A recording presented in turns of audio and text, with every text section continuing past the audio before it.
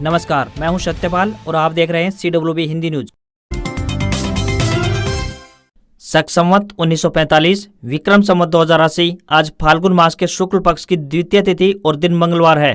तदनुसार अंग्रेजी तारीख 12 मार्च सन 2024। द्वितीय तिथि मंगलवार को सुबह 7:14 तक रहेगी। उसके बाद तृतीय तिथि लग जाएगी। इसके अलावा आज यानी 12 मार्च को रामकृष्ण परमहंस जयंती और फुलेरा दूज बनाई जाएगी।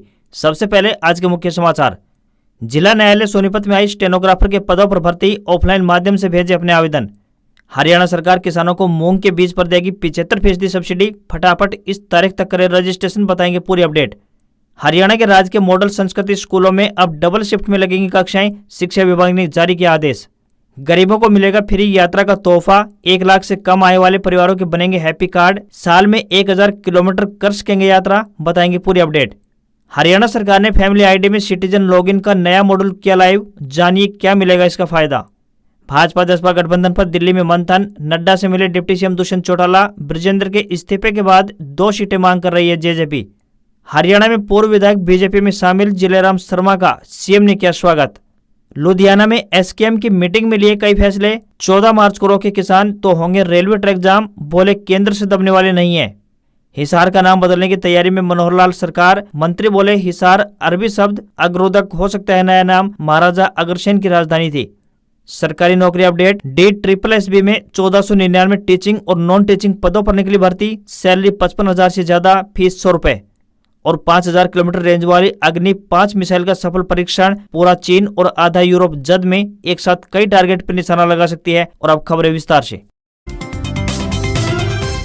हरियाणा में मौसम परिवर्तनशील बना हुआ है, साथ ही बारिश की आशंका बनी हुई है। मौसम वैज्ञानिकों के मुताबिक माने तो 13 तारीख तक मौसम शुष्क रहने की संभावना है। इसके बाद मौसम फिर से यू टर्न लेगा और राज्य के कई जिलों में बारिश की संभावना बनेगी। 13 और 14 मार्च को 12 जिलों में बारिश को लेकर येलो अलर्ट जारी किया गया है। इनमें पंचकुला, अंबाला, यमुनानगर, कुरुक्षेत्र, कैथल, करनाल, सोनीपत, पानीपत, सिरसा, फतेहाबाद, हिसार, जींद में बारिश की संभावना जताई गई है। अधिकतम और न्यूनतम तापमान में लगातार बढ़ोतरी दर्ज की जा रही है। डिस्ट्रिक्ट एंड सेशन जज सोनीपत में स्टेनोग्राफर के पदों पर भर्ती के लिए आवेदन मांगे गए हैं। पुरुष या महिला जो भी उम्मीदवार इच्छुक हैं, वह अपने आवेदन भारतीय डाक के माध्यम से भेज सकते हैं। आवेदन करने की अंतिम तारीख 27 मार्च है। इन पदों के लिए उम्मीदवार का स्नातक पास होना जरूरी है। उम्मीदवारों को कंप्यूटर का ज्ञान होना चाहिए तथा अंग्रेजी स्टेनो में 80 शब्द प्रति मिनट की गति होनी चाहिए। किसी भी वर्ग के उम्मीदवारों को कोई भी आवेदन शुल्क नहीं देना है। न्यूनतम आयु 18 वर्ष और अधिकतम आयु 42 वर्ष निर्धारित की गई है। इन पदों के लिए आपको ऑफलाइन आवेदन भेजने होंगे।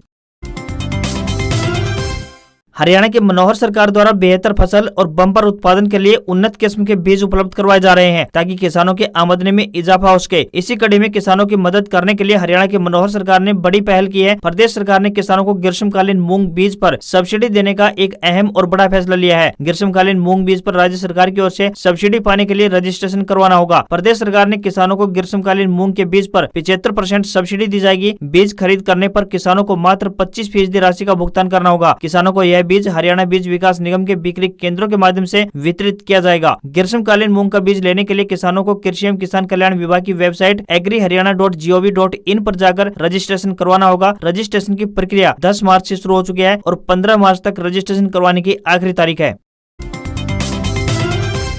हरियाणा सरकार द्वारा राज्य के मॉडल संस्कृति स्कूलों में कक्षाएं संचालित करने को लेकर एक बड़ा फैसला लिया है। छात्रों की बढ़ती रुचि को देखते हुए केंद्रीय माध्यमिक शिक्षा परिषद यानी CBSE से संबंधित इन स्कूलों में डबल शिफ्ट में पढ़ाई करवाने की योजना बनाई गई है। शिक्षा विभाग द्वारा पहले चरण में 123 स्कूलों को चयनित किया गया है, जिनमें डबल शिफ्ट यानी सुबह व शाम के समय कक्षाएं संचालित की जाएगी। यह प्रयोग सफल रहा तो नए शैक्षणिक सत्र यानी 1 अप्रैल से बाकी स्कूलों में भी डबल शिफ्ट में कक्षाओं का आयोजन किया जाएगा। शिक्षा निदेशालय ने जिला शिक्षा अधिकारियों को राज्य के मॉडल संस्कृति स्कूलों की तर्ज पर जरूरत पड़ने पर आरोही मॉडल स्कूलों और राज्य के प्राथमिक मॉडल संस्कृति स्कूलों में भी इसी तरह की व्यवस्था करने को कहा है। हरियाणा में परिवार पहचान पत्र यानी PPP से जुड़ी एक और बड़ी अपडेट सामने आई है। प्रदेश सरकार द्वारा नागरिक संसाधन सूचना विभाग के माध्यम से आमजन की सुविधा के लिए फैमिली आईडी में ऑनलाइन पोर्टल मेरा परिवार.haryana.gov.in पर सिटीजन लॉगिन का एक नया मॉडल जनहित में लाइव कर दिया गया है। इस पोर्टल के माध्यम से नागरिक स्वयं अपने आधार कार्ड संख्या अथवा फैमिली आईडी के माध्यम से परिवार पहचान पत्र की सत्यापित जानकारी को देख सकते हैं और त्रुटि होने पर सुधार के लिए आवेदन भी कर सकते हैं। प्रदेश सरकार द्वारा वृद्धावस्था पेंशन प्रोएक्टिव मोड के जरिए बनाई जा रही है, जिसके लिए लिए नागरिक का पहचान पत्र में आय, जन्म तिथि एवं बैंक खाता का सत्यापित होना अनिवार्य है। जिले के सभी नागरिक अपने बैंक खाते को आधार नंबर से अनिवार्य रूप से लिंक अवश्य करवा लें। ऑनलाइन पोर्टल द्वारा उचित दस्तावेज अपलोड करते हुए जन्म तिथि का सत्यापन भी करवा सकते हैं। हरियाणा के हिसार लोकसभा क्षेत्र से वर्तमान में भारतीय जनता पार्टी के सांसद ब्रजेंद्र सिंह द्वारा इस्तीफा देने के बाद दुष्यंत चौटाला की जननायक जनता पार्टी यानी जेजेपी के तेवरों में बदलाव आ गया है। बीजेपी के साथ मिलकर गठबंधन में सरकार चला रही जसपा ने अब लोकसभा चुनाव के लिए 2 सीटों पर अपना दावा ठोक दिया है। हिसार के अलावा पार्टी की ओर से भिवानी महेंद्रगढ़ लोकसभा सीट की भी मांग की गई है। हालांकि भाजपा इसके लिए बिल्कुल भी सहमत नजर नहीं आ रही है। बीजेपी सूत्रों की माने तो प्रदेश में जेजेपी यानी बीजेपी की सहयोगी पार्टी है, इसलिए केंद्रीय स्तर पर जसपा को 1 लोकसभा सीट देने पर मंथन चल रहा है। राज्य से मिले फीडबैक के बाद पार्टी के कुछ नेता जेजेपी को सिरसा लोकसभा सीट देने पर अपना समर्थन दे चुके हैं। बीजेपी सांसद ब्रजेंद्र सिंह द्वारा पार्टी छोड़ने पर अब हिसार लोकसभा सीट पर जेजेपी की दावेदारी मजबूत हो रही है, क्योंकि यहाँ से उप मुख्यमंत्री दुष्यंत चौटाला सांसद रह चुके हैं। हालांकि उन्हें 2019 के लोकसभा चुनाव में इसी सीट पर ब्रजेंद्र सिंह से हार का सामना भी करना पड़ा था। हरियाणा बीजेपी प्रभारी विप्लव देव ने केंद्रीय नेतृत्व को सौंपे गए फीडबैक में स्पष्ट किया है कि पार्टी को लोकसभा चुनाव में किसी भी पार्टी से गठबंधन की आवश्यकता नहीं है। पार्टी छोड़ने के एक दिन बाद हिसार से सांसद ब्रजेंद्र सिंह ने भाजपा पर जमकर निशाना साधा। उनका कहना है कि भाजपा में अनुशासन नजर आता है, लेकिन गुटबाजी खूब है और अभी वहां पर पर्दा पड़ा है। जिस दिन पर्दा उठेगा तो कई गुट सामने आएंगे। मीडिया से बातचीत में ब्रजेंद्र सिंह ने कहा कि अभी वह कांग्रेस में नए हैं और उन्हें गुटबाजी से कोई मतलब नहीं है। पूर्व सीएम भूपेंद्र सिंह हुड्डा, कुमारी शैलजा और रणदीप सुरजेवाला के साथ उनके पारिवारिक रिश्ते हैं और कई पीढ़ियों से हैं। वे सभी के साथ मिलकर और सभी को साथ लेकर चलेंगे। अगर पार्टी टिकट देगी तो वे लोकसभा को चुनाव लड़ने को तैयार है। भाजपा में टिकट कटने की आशंका के सवाल पर उन्होंने कहा कि टिकट तो कोई मुद्दा नहीं है। वे कई महीने से कांग्रेस के संपर्क में थे, क्योंकि किसान आंदोलन, महिला पहलवानों और अग्निवीर बड़े मुद्दे थे और वह इसको लेकर सहमत नहीं थे।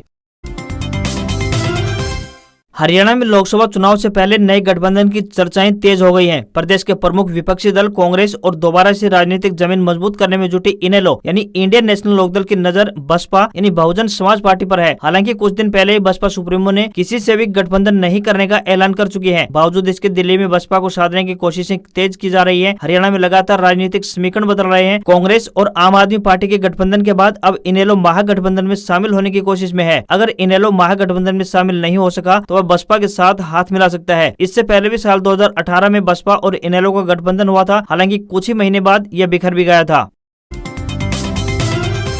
पंजाब के लुधियाना में किसान नेता हरमिंदर सिंह लखोवाल की अगुवाई में संयुक्त किसान मोर्चा यानी एसकेएम की बैठक हुई। बैठक में कुल मिलाकर 25 के करीब जत्थेबंदियों ने भाग लिया। इस दौरान 14 मार्च को दिल्ली रामलीला मैदान में महापंचायत करने के निर्णय पर भी चर्चा की गई। महारैली की तैयारियों को किसान नेता ने जायजा लिया। बैठक के समस्त किसानों से विशेष तौर पर कहा जा रहा है कि अपने साधनों से दिल्ली पहुंचे। कोई भी किसान ट्रैक्टर से दिल्ली नहीं जाएगा। यदि किसानों को 14 मार्च दिल्ली कूच करने से रोका गया तो किसान जिस जगह होंगे वो उसी जगह रेलवे ट्रैक को जाम कर देंगे। किसान बड़ी संख्या में इस महारैली में शामिल होने के लिए उतावले हैं। इस रैली में लगभग 1 लाख से अधिक लोग शामिल होने वाले हैं। किसानों की आवाज को दबाने की केंद्र सरकार कोशिश कर रही है, लेकिन किसान दबने वाले नहीं है। इस महापंचायत में देश की 400 से अधिक जत्थेबंदियां शामिल होंगी। कोई भी किसान ट्रैक्टर लेकर दिल्ली नहीं जाएगा। किसान बस, रेल या फिर अपनी कार से दिल्ली जाएंगे। यदि फिर भी सरकार किसानों को दिल्ली रामलीला मैदान में बैठने से रोकती है तो बड़ा संघर्ष करेंगे।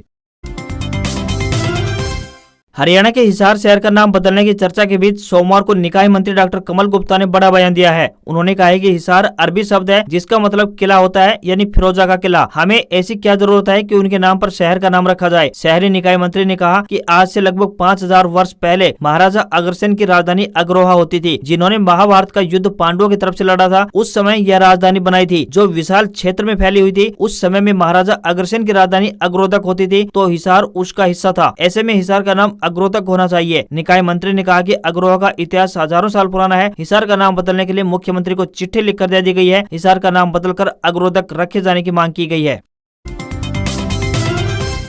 प्रधानमंत्री नरेंद्र मोदी ने हरियाणा के गुरुग्राम से सोमवार को द्वारका एक्सप्रेसवे समेत 112 प्रोजेक्टों का उद्घाटन किया। इससे पहले उन्होंने रोड शो निकाला और द्वारका एक्सप्रेसवे का निरीक्षण भी किया। उनके साथ केंद्रीय मंत्री नितिन गडकरी और हरियाणा सीएम मनोहर लाल खट्टर समेत कई अन्य नेता मौजूद रहे। इस मौके पर प्रधानमंत्री ने कहा कि देश के इस विकास में अगर सबसे ज्यादा किसी को दिक्कत है तो वो कांग्रेस और उसके घमंडिया गठबंधन को। उनकी नींद हराम हो गई है। देश कहां से कहां पहुंच गया, लेकिन कांग्रेस और उसके दोस्तों का चश्मा नहीं बदला है। उनके चश्मे का नंबर अभी भी वही है, ऑल नेगेटिव। पीएम ने कहा कि मेरा सपना है कि 2047 तक देश विकसित होना चाहिए। उन्होंने कहा कि कांग्रेस ने 60 दशक में जो गड्ढे खोदे थे वह तेजी से भरे जा रहे हैं। ये मोदी की गारंटी है। हमारा हरियाणा विकसित होना चाहिए। हिंदुस्तान का कोना कोना विकसित होना चाहिए।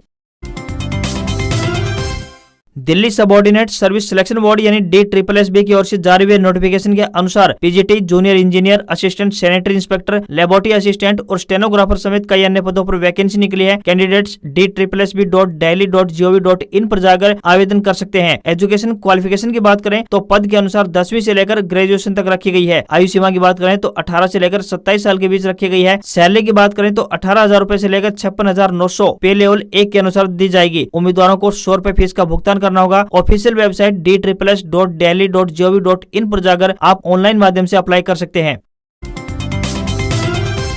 भारत ने अपनी पहली इंटरकॉन्टिनेंटल बैलिस्टिक मिसाइल अग्नि 5 का सफल परीक्षण कर लिया है। इसकी रेंज 5000 किलोमीटर है। यह multiple independently targetable re entry vehicle यानी MIRV टेक्नोलॉजी से लैस है, यानी इसे एक साथ कई टारगेट्स पर लॉन्च किया जा सकता है। प्रधानमंत्री श्री नरेंद्र मोदी ने इस कामयाबी पर रक्षा अनुसंधान और विकास संगठन यानी DRDO के वैज्ञानिकों को बधाई दी है। उन्होंने सोशल मीडिया पोस्ट में लिखा, मिशन दिव्यास्त्र के लिए हमें अपने वैज्ञानिकों पर गर्व है। 1.5 टन तक न्यूक्लियर हथियार अपने साथ ले जा सकती है। इसकी स्पीड मैक 24 है, यानी आवाज की स्पीड से 24 गुना ज्यादा। इस्तेमाल भी बेहद आसान है। इस वजह से देश में कहीं भी इसकी तैनाती की जा सकती है। इस खासियत के मायने ये हुए कि एक दूसरे से सैकड़ों किलोमीटर दूर मौजूद कई टारगेट्स को एक ही मिसाइल के जरिए तबाह किया जा सकता है। एक ही टारगेट पर मल्टीपल वॉरहेड को एक बार में लॉन्च भी किया जा सकता है। प्रदेश सरकार ने नागरिकों को फैमिली आईडी के माध्यम से हैप्पी कार्ड योजना का तोहफा दिया है। पहले ही वरिष्ठ नागरिकों को परिवार पहचान पत्र के माध्यम से आधे किराए की योजना क्रियान्वित की गई है। इस योजना का लाभ लेने के लिए परिवार को CSC के माध्यम से अपने ऑनलाइन आवेदन करवाने की आवश्यकता है। जिन नागरिकों की परिवार पहचान पत्र में 1 लाख रुपए से कम इनकम वेरीफाई है, केवल उन्हीं परिवारों को प्रदेश सरकार प्रत्येक वर्ष 1000 किलोमीटर मुफ्त यानी फ्री यात्रा करने का तोहफा दे रही है। जो भी परिवार इस योजना का लाभ लेना चाहते हैं, ऐसे परिवारों को अपने नजदीकी CSC संचालक से संपर्क करना होगा। अंत्योदय परिवार परिवहन योजना का लाभ लेने के लिए परिवार मुखिया को CSC के माध्यम से प्रत्येक सदस्य का अलग अलग फॉर्म अप्लाई करवाना होगा। अंत्योदय परिवार के सदस्यों का हैप्पी कार्ड बनने के बाद हरियाणा रोडवेज की बसों में इस योजना का लाभ लिया जा सकता है। भारतीय शेयर बाजार में गिरावट देखने को मिली है। सेंसेक्स 616 अंक की गिरावट के साथ 73,502 के स्तर पर बंद हुआ। वहीं निफ्टी में भी 160 अंकों की गिरावट देखने को मिली और ये 22,332 के स्तर पर क्लोज हुआ। सेंसेक्स के 30 शेयरों में से 22 में गिरावट और 8 में तेजी दिखाई दी। $1 का रेट 82 रुपए 83 पैसे के स्तर पर बंद हुआ। वहीं 10 ग्राम सोना 680 रुपए बढ़कर 65,635 रुपए पर पहुंच गया है। वहीं चांदी में भी तेजी दिखाई दी और ये 274 रुपए महंगी होकर 72,539 रुपए प्रति किलोग्राम के भाव पर बंद हुई। मार्केट एक्सपर्ट के अनुसार माने तो आने वाले दिनों में सोने में तेजी जारी रह सकती है। इसके चलते इस साल के आखिर तक सोना 70,000 रुपए प्रति 10 ग्राम स्तर तक जा सकता है। वहीं चांदी भी 75,000 रुपए प्रति किलोग्राम के स्तर को छू सकती है। आज खबरों में बस इतना ही। देखते रहिए आपका अपना हरियाणा का सबसे बेहतरीन news channel CWB Hindi news. नमस्कार। इसी आशा के साथ आपका दिन शुभ रहे।